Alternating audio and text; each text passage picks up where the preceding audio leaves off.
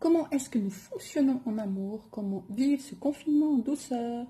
Bonjour à tous, heureuse de vous retrouver aujourd'hui mes amis.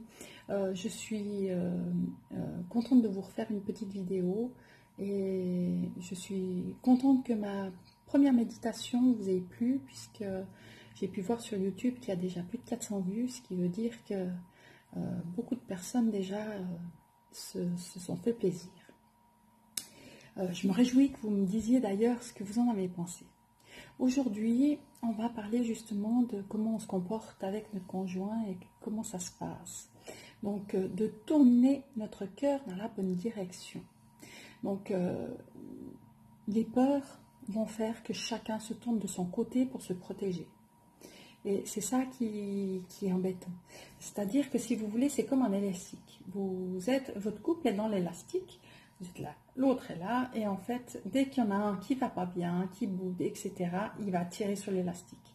Il est dans ses peurs, il est dans ses blessures, il ne sait plus comment gérer la situation. Et l'autre, quand celui-là est dans cette situation-là, eh ben, il ne sait plus comment gérer. Et il part aussi dans ses peurs, et donc il va tirer de son côté. Et donc après, on joue à qui va tirer le plus loin. D'accord? Donc on est plus chacun tout le temps dans nos peurs, etc. Donc on va apprendre à faire autrement pour que justement on puisse rester dans l'amour. Et c'est très simple, une fois qu'on connaît comment faire et qu'on arrive à se gérer soi-même. Le plus important déjà, quand on se met en couple avec quelqu'un, c'est qu'on pense le connaître. Alors que des fois, il y a des gens qui aujourd'hui se rendent compte pendant le confinement, en fait, qu'ils ne connaissaient pas si bien que ça la personne avec qui ils sont. Et ils sont confrontés à certains problèmes à gérer justement parce que ça ne correspond pas exactement, la personne ne correspond pas exactement à ce qu'ils s'en attendaient. Donc on est dans nos peurs, on se demande pourquoi. Et donc la peur est remplie d'attentes. C'est-à-dire qu'on avait plein d'attentes envers cette personne, on ne la prend pas comme elle est. Et l'amour, il attend rien. Il attend rien du tout. Donc, le plus important aussi, c'est que quand on est comme ça, on essaye d'imposer à l'autre notre vision des choses. On n'accepte pas la différence. On n'accepte pas que cette personne, elle vit des choses autrement que nous. Elle a des façons de faire autrement. Et si on respectait sa vision des choses, eh ben, en fait, la personne, dès qu'elle n'est plus là, elle va nous manquer. Parce qu'en fait, justement, quand on arrive à respecter l'autre tel qu'il est, avec ses bons et ses mauvais côtés, parce qu'il n'y a jamais personne qui a trouvé l'amour sans qu'il y ait des mauvais côtés, eh bien, en fait, on va réussir à se retrouver dans l'amour. Donc, l'amour se fonde sur le respect. Et la peur ne nous respecte pas. La peur, elle essaye de nous contrôler. Ce qui veut dire que, par exemple, vous avez quelqu'un, un de vous deux, qui dit moi je vais aller lire un livre, maintenant j'ai besoin d'être calme, j'ai envie de méditer, ou bien j'ai envie d'être tranquille dans mon coin, etc. L'autre, il ne va pas savoir le gérer. Donc il va se dire, oh là là, mais qu'est-ce qui se passe? Il faut que je la contrôle. Parce que justement, il va aller dans ses peurs et il ne va plus la respecter, cette personne. Et donc le but, c'est justement qu'il n'aille pas dans ses peurs, qu'il accepte que son conjoint, à ce moment précis, il a besoin d'être tranquille un petit moment. Et il faut qu'il reste dans l'amour. Donc il faut qu'il tourne son cœur en amour.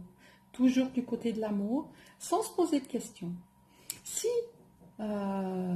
il arrive à faire ça, dès que l'autre personne elle a eu son petit besoin de calme et puis qu'elle voit que l'autre personne est toujours dans l'amour, et ben ça va lui permettre à elle de revenir dans le couple avec beaucoup de tendresse et de douceur. L'amour, il a pitié de personne et il est plein de compassion, c'est-à-dire qu'il ne juge pas, jamais il critique, jamais il juge et il n'a pas de pitié.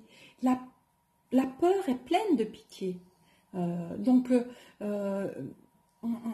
Du moment qu'on ne respecte pas l'autre, eh ben on va se dire oh mais regarde, mets-toi à sa place, c'est vrai, c'est difficile ce qu'il est en train de vivre, etc. Non, on n'a pas besoin de ça. On reste dans l'amour, on enlève ses peurs, on enlève ses blessures, tout ça. On ne se met pas à la place de l'autre, on reste en amour. Directement, je tourne mon cœur en amour et je fais du mieux que je peux pour l'autre. L'autre, il va s'apercevoir de tout ça, il va se dire, bah, tiens, je ne suis pas jugée, tiens, ok, il a accepté que je sois comme ça à ce moment-là, il ne va pas se remettre en question. Parce que si l'autre se remet en question parce qu'on a de la pitié, il va se dire directement que bah, je dois me punir, tu vois, je ne suis pas capable d'être comme ça, je vais me rejeter, je ne peux pas faire autrement et tout. Alors que si on reste dans l'amour, il n'a pas besoin de penser comme ça. Votre partenaire va être content, il va se dire, ok, il me respecte comme je suis, et même quand j'ai des défauts, quand j'ai des moments où je ne suis pas bien. L'amour est généreux, la peur est égoïste. Donc, chaque fois que vous êtes dans l'amour, et puis il vous faut ramener votre esprit, et c'est pour ça que je veux vous expliquer comment faire pour rester dans l'amour. Alors, les premières choses que vous pouvez gérer pour que ça marche bien, déjà, hein, c'est savoir qu'on tourne toujours son cœur dans la bonne direction. J'ai envie que ça marche avec cette personne, je vais laisser mon cœur tourner vers cette personne. Ensuite, vous pouvez aussi simplement, quand ça passe moins bien, vous dire, oh, je respire pas, là je suis en train de tourner, donc regardez la vidéo, respirez et revenez dans l'amour. Si vous avez envie de regarder pour en apprendre plus. Mais revenez dans l'amour et recommencez à vous dire, tiens, j'ai pas bien respiré, là, hop, je reviens dans l'amour directement, je vais pas commencer à jouer au yo-yo à l'élastique. D'accord ? Il y a des choses très sympas qu'on peut faire aussi, c'est le jeu de 1 minute. Le jeu d'1 minute, c'est-à-dire que quand vous avez besoin de vous sentir aimé, quand vous sentez qu'il y a des craintes, il y a des peurs qui montent, etc., vous demandez simplement à votre partenaire, vous pouvez le faire 1 fois par jour, de vous regarder dans les yeux pendant 1 minute, sans rien dire. Par exemple, là, si je le fais rien que 10 secondes,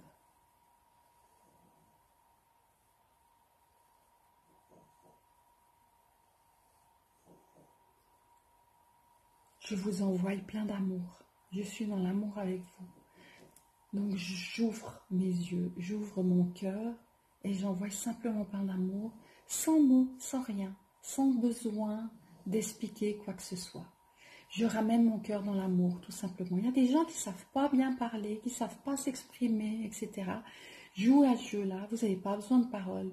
Vous avez juste besoin d'ouvrir votre cœur et de montrer à l'autre que, voilà, les choses, elles étaient comme ça, elles sont comme ça.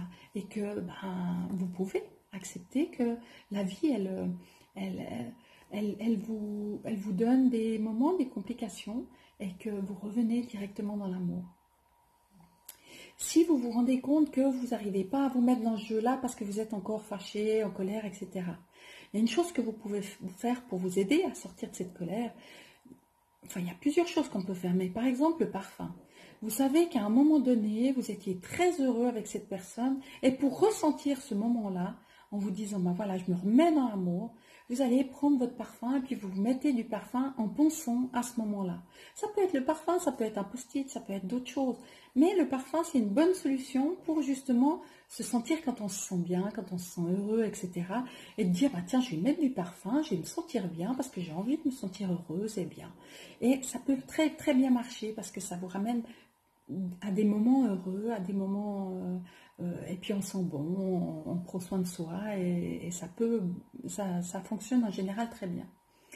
Le jeu du post-it qui est sur ma page aussi, la vidéo du post-it, SMS, Messenger, etc. C'est une vidéo aussi qui vous ramène dans l'amour en faisant des petits jeux très sympas et qui vous aident à passer ce confinement dans de très bonnes conditions et de bonne humeur.